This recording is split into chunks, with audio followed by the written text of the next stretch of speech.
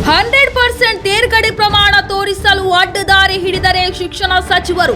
ಎಸ್ಎಸ್ಎಲ್ಸಿಯಲ್ಲಿ 33% ಪಡೆದ್ರೆ pass, 198 ಅಂಕ ಬಂದ್ರೆ ಪಿಯುಸಿಯಲ್ಲೂ pass.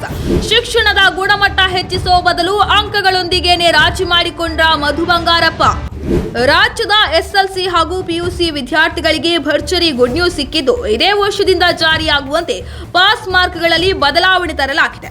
ವಿದ್ಯಾರ್ಥಿಗಳು ಎಸ್ಎಸ್ಎಲ್ಸಿಯಲ್ಲಿ ಇನ್ನು ಮುಂದೆ 33% ಅಂಕ ಪಡೆದರೆ ಹಾಗೂ ಪಿಯುಸಿಯಲ್ಲಿ 30% ಅಂಕ ಪಡೆದಿದ್ದರೆ ಸಾಕು, ಅವರು ಪರೀಕ್ಷೆಯಲ್ಲಿ ತೇರ್ಗಡೆಯಾಗಲಿದ್ದಾರೆ ಎಂದು ಶಿಕ್ಷಣ ಸಚಿವ ಮಧು ಬಂಗಾರಪ್ಪ ಘೋಷಿಸಿದ್ದು ಪರ ವಿರೋಧದ ಚರ್ಚೆಗೆ ಕಾರಣವಾಗಿದೆ.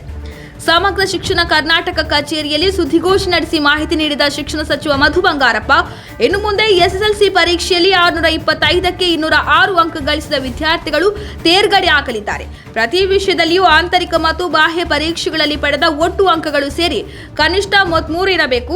ಹಾಗೆಯೇ ಪಿಯುಸಿಯಲ್ಲಿ 600ಕ್ಕೆ 198 ಅಂಕ ಪಡೆದರೆ ಪಾಸ್ ಆಗಲಿದ್ದು, ಪ್ರತಿ ಸಬ್ಜೆಕ್ಟ್ನಲ್ಲಿ 30 ಅಂಕ ಪಡೆದಿದ್ದರೆ ಸಾಕು, ತೇರ್ಗಡೆ ಆಗಲಿದ್ದಾರೆ ಎಂದು ಹೇಳಿದ್ದಾರೆ. ಈ ಹಿಂದೆ 35 ಅಂಕ ತೆಗೆಯಲೇಬೇಕಿತ್ತು. ಈ ಹೊಸ ನಿಯಮ ಈ ವರ್ಷದಿಂದಲೇ ಖಾಸಗಿ ಶಾಲೆಗಳಿಗೂ ಅನ್ವಯವಾಗಲಿದೆ ಎಂದು ಶಿಕ್ಷಣ ಸಚಿವ ಮಧು ಬಂಗಾರಪ್ಪ ಅವರು ತಿಳಿಸಿದ್ದಾರೆ.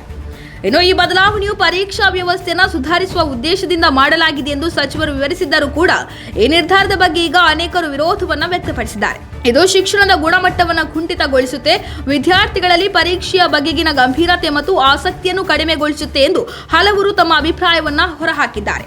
ಇನ್ನು ಈವರೆಗೆ ಎಸ್ಎಲ್ಸಿ ಪಾಸ್ ಆಗಲು ಪ್ರತಿ ವಿಷಯದಲ್ಲಿ 35 ಅಂಕ ಪಡೆಯಬೇಕಿತ್ತು. ಆದರೆ ಇದೀಗ 33ಕ್ಕೆ ಇಳಿಕೆಯಾಗಿದೆ. ಆಂತರಿಕ ಮತ್ತು ಬಾಹ್ಯ ಅಂಕಗಳನ್ನು ಸೇರಿಸಿ ಒಟ್ಟು 33% ಅಂಕ ಪಡೆದ ವಿದ್ಯಾರ್ಥಿಯನ್ನ ಉತ್ತೀರ್ಣ ಎಂದು ಘೋಷಿಸಲಾಗುತ್ತೆ. ಈ ಹಿಂದೆ ಇದು 35% ಇತ್ತು.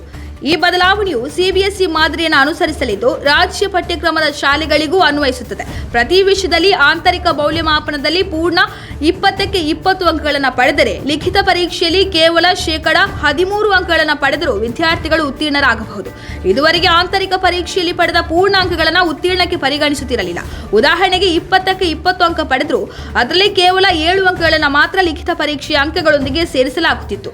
ಲಿಖಿತ ಪರೀಕ್ಷೆಯಲ್ಲಿ ಕಡ್ಡಾಯವಾಗಿ 28 ಅಂಕಗಳನ್ನು ಪಡೆಯಬೇಕಿತ್ತು. ಈ ನಿಯಮವು 2025-26ನೇ ಸಾಲಿನಿಂದ ಜಾರಿಗೆ ಬರಲಿದೆ.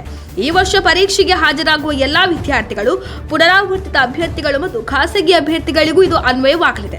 ಒಟ್ಟಿನಲ್ಲಿ ರಾಜ್ಯದ ಶಿಕ್ಷಣ ಸಚಿವರಾಗಿ ಜವಾಬ್ದಾರಿಯುತ ಸ್ಥಾನದಲ್ಲಿದ್ದುಕೊಂಡು ಶಿಕ್ಷಣದ ಗುಣಮಟ್ಟ, ಸರ್ವಾಂಗೀಣ ಅಭಿವೃದ್ಧಿಯತ್ತ ಗಮನ ಹರಿಸಬೇಕಾಗಿದ್ದವರು 100% ತೇರ್ಗಡೆ ಪ್ರಮಾಣವನ್ನು ತೋರಿಸಲು ಅಡ್ಡದಾರಿ ಹಿಡಿದಿರುವುದು ರಾಜ್ಯ ಸರ್ಕಾರಕ್ಕೆ ಶೋಭೆ ತರುವಂತದ್ದಲ್ಲ ಎಂದು ಸಾಮಾಜಿಕ ಜಾಲತಾಣಗಳಲ್ಲಿ ಅಭಿಪ್ರಾಯಗಳು ವ್ಯಕ್ತವಾಗ್ತಾ ಇವೆ.